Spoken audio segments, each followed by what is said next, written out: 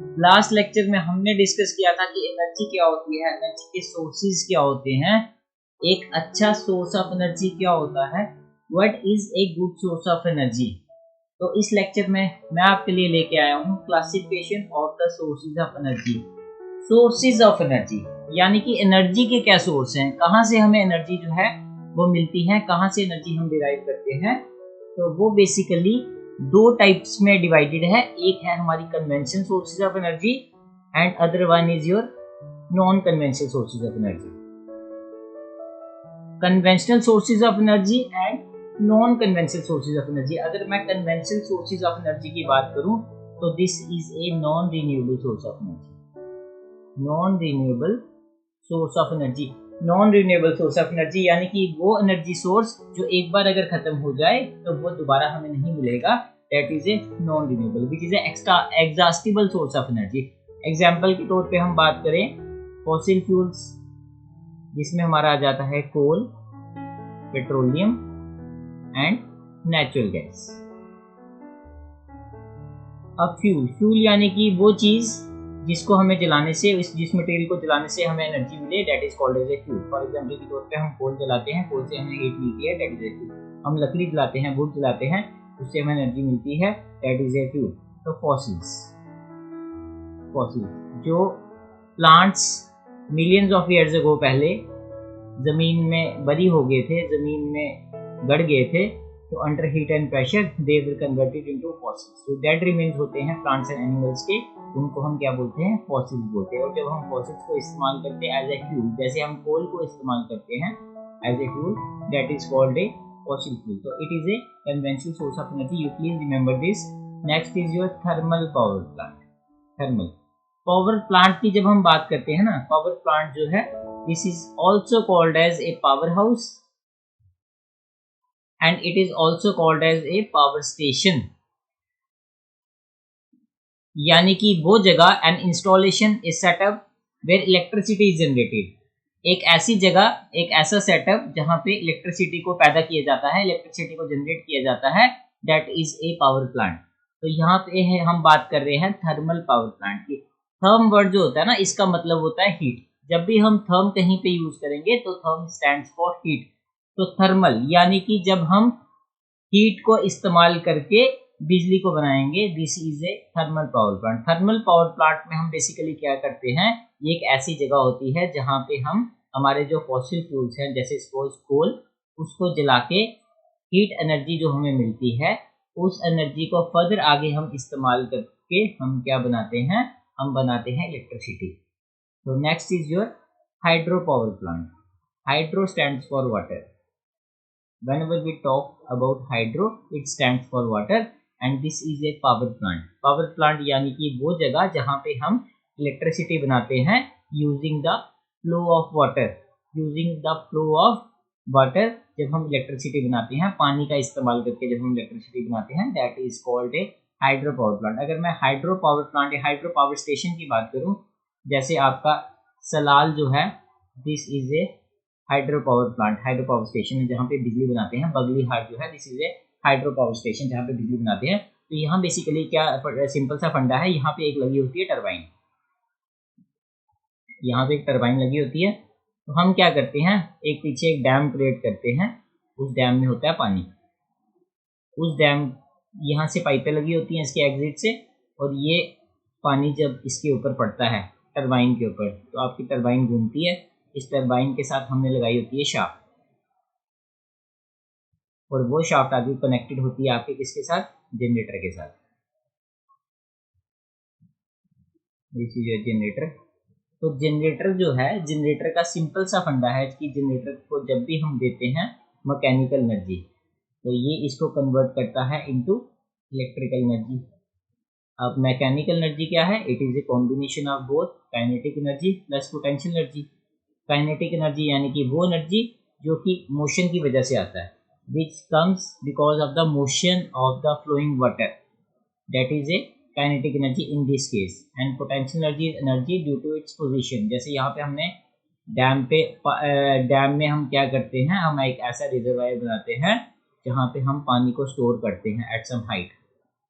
तो due to height इसके अंदर क्या होती है, पोटेंशियल एनर्जी, और उस पोटेंशियल एनर्जी को हम कन्वर्ट करते हैं काइनेटिक एनर्जी में जब ये थ्रू पाइप्स पानी फ्लो करता है। अब इस काइनेटिक एनर्जी जो है ये आती है टरबाइन को, और जैसे ही ये मोशन में पानी, मूविंग पानी जो है ये टरबाइन को बजता है, ये टरबाइन आपकी घूमती है और ये आगे जुड़ी होती है शाफ्ट के साथ, आपकी शाफ्ट जो है वो भी घूमती है और ये जो है ये आगे जुड़ा होता है जनरेटर के साथ। अब जैसे ही जनरेटर को ये मोशन मिलता है शाफ्ट का, तो जनरेटर को क्या मिलता है, जनरेटर को मिलता है मैकेनिकल एनर्जी।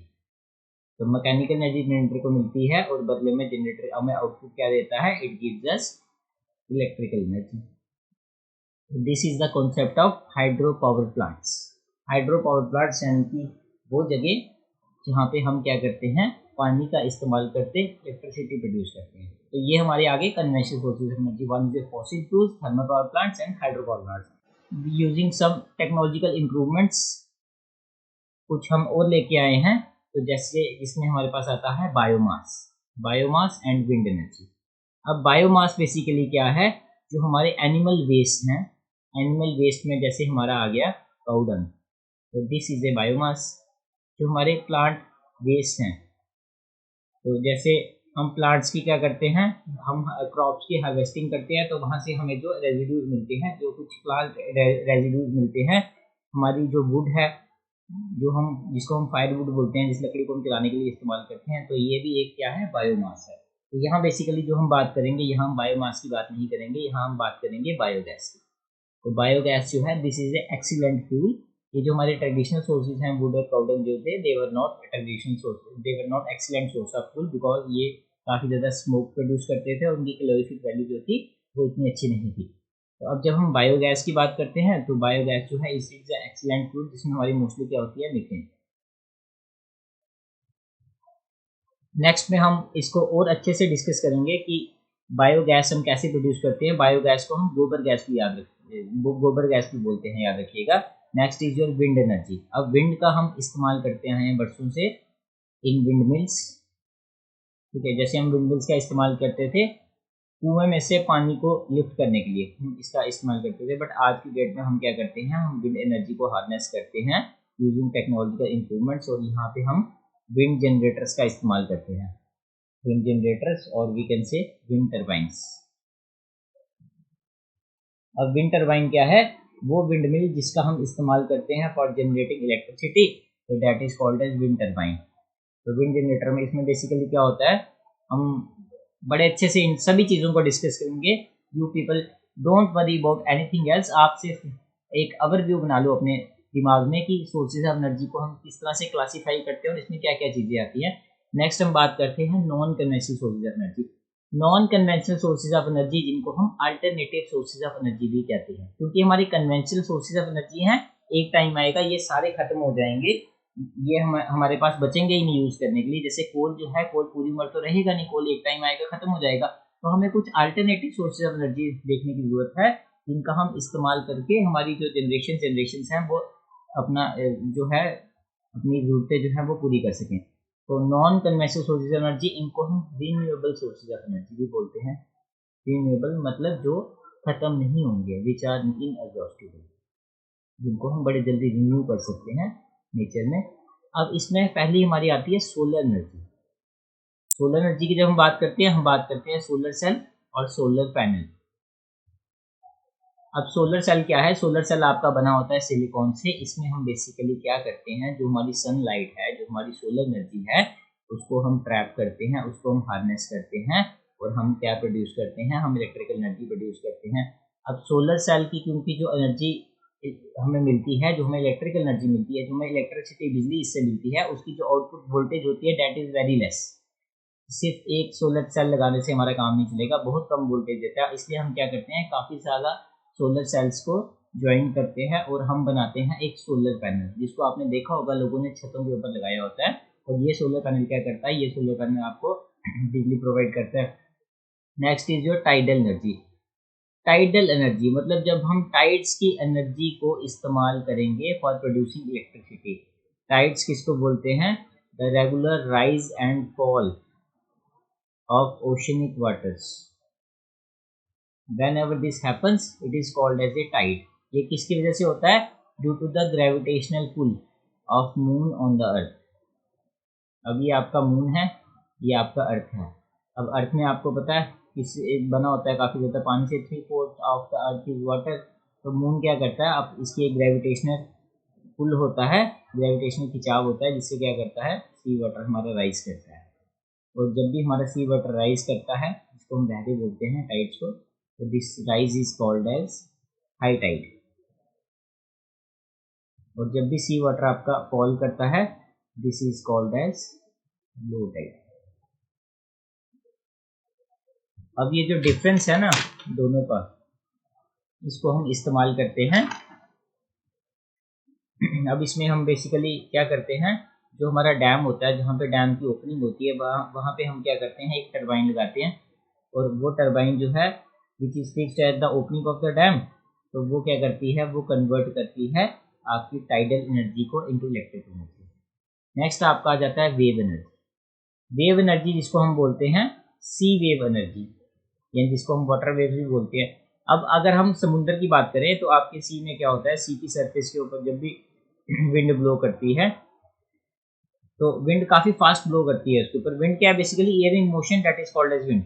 तो because of the high speed, तो क्या होता है कि सी वेव्स या वाटर वेव्स जो होती हैं वो जनरेट करती हैं, काफ़ी ज़्यादा काइनेटिक एनर्जी प्रोड्यूस होती है, और उस काइनेटिक एनर्जी को हम इस्तेमाल करते हैं for producing electricity. Next is your ocean thermal energy. Ocean thermal energy की अगर मैं बात करूं तो there is always a temperature difference between the water at the surface and water at depths up to 2 kilometres. मतलब क्या हुआ कि ओशन का जो सरफेस होता है वहां पे जो पानी होता है वो ज्यादा गर्म होता है एज कम्पेयर टू जो नीचे गहराई में पानी होता है उसके कंपेरेटिवली। जो गहराई में पानी होता है, नीचे डीप वाटर होता है अप टू 2 किलोमीटर, तो वो पानी जो होता है थोड़ा ठंडा होता है एज कम्पेयर टू जो सरफेस पे पानी होता है, क्योंकि सरफेस पे जो पानी होता है उस पर डायरेक्ट सनलाइट बजी होती है, वो थोड़ा गर्म होता है। और जिसकी वजह से क्या होता है, एक टेम्परेचर डिफरेंस आता है किसमें, जो सरफेस पे वाटर होता है और जो डेप्थ में वाटर होता है। और जो एनर्जी अवेलेबल होती है हमारे पास due to this temperature difference, this is called as ocean thermal energy. मतलब ओशन में जो हीट वेरिएशन है उसकी वजह से, जो टेम्परेचर डिफरेंस है उसकी वजह से जो हमारे पास एनर्जी अवेलेबल है, that is called as ocean thermal energy. और वो डिवाइसेस जिनको हम इस्तेमाल करते हैं for harnessing this ocean thermal energy, that is called as a ocean thermal energy conversion power plant. तो next is geothermal energy. Geothermal यानी कि geo, geo stands for earth, geo stands for earth and therm stands for heat. तो जब भी हम अर्थ की energy का इस्तेमाल करते हैं फॉर प्रोड्यूसिंग इलेक्ट्रिसिटी। अब अर्थ की मैं अगर बात करूं तो अर्थ में जैसे जैसे हम सरफेस से, क्रस्ट के ऊपर से सेंटर की तरफ जाते हैं तो द कोल्ड टेम्परेचर जो है वो बढ़ना शुरू हो जाता है। जो नीचे जो रॉक्स होती हैं, they are extremely hot, they are molten, वो पिघली हुई होती हैं, वहाँ पे काफ़ी ज़्यादा हीट होती है। उस हीट की वजह से जो आपका नीचे अंडरग्राउंड वाटर होता है वो पानी भी आपका हीट हो जाता है। वो पानी आपका क्या करता है, स्टीम की शक्ल लेता है, भाप बन जाता है। और वो जो ट्रैप स्टीम होती है, जो भाप बीच में ट्रैप होती है, उसको हम पाइपों के थ्रू बाहर निकालते हैं और उन स्टीम से हम क्या चलाते हैं, अपनी टरबाइन चलाते हैं। और वो टरबाइन जो है सेम प्रिंसिपल, वो टरबाइन को हम इस्तेमाल करते हैं और converting that energy into electrical energy. Last is your nuclear energy. Nuclear energy का जब भी हम बात करते हैं तो जो एनर्जी रिलीज होती है एक न्यूक्लियर एक्शन में, that is called as a nuclear energy. इसमें हमारा आता है न्यूक्लियर फिशन। न्यूक्लियर फिशन की हम बात करते हैं। न्यूक्लियर फिशन में बेसिकली हमारा क्या है, एक heavy nucleus radio active atom, जैसे हम यूरेनियम की बात करते हैं तो यूरेनियम को जब भी हम बम्बार्ड करते हैं, उस पर हम हिट करते हैं एक न्यूट्रॉन से, वो क्या होता है, वो स्प्लिट हो जाता है इनटू बेरियम एंड क्रिप्टॉन। और बदले में क्या होता है, tremendous amount of heat energy is release.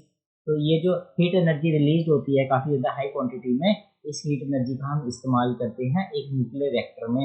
Nuclear reactor क्या होता है, एक ऐसा सेटअप होता है जहाँ पे एक हम कंट्रोल्ड मैनर में फिशन चेन रिएक्शन करवाते हैं और वहाँ से हम जो हीट एनर्जी मिलती है उस हीट एनर्जी का हम इस्तेमाल करते हैं फॉर प्रोड्यूसिंग स्टीम, और उस स्टीम को हम आगे इस्तेमाल करते हैं फॉर प्रोड्यूसिंग इलेक्ट्रिसिटी।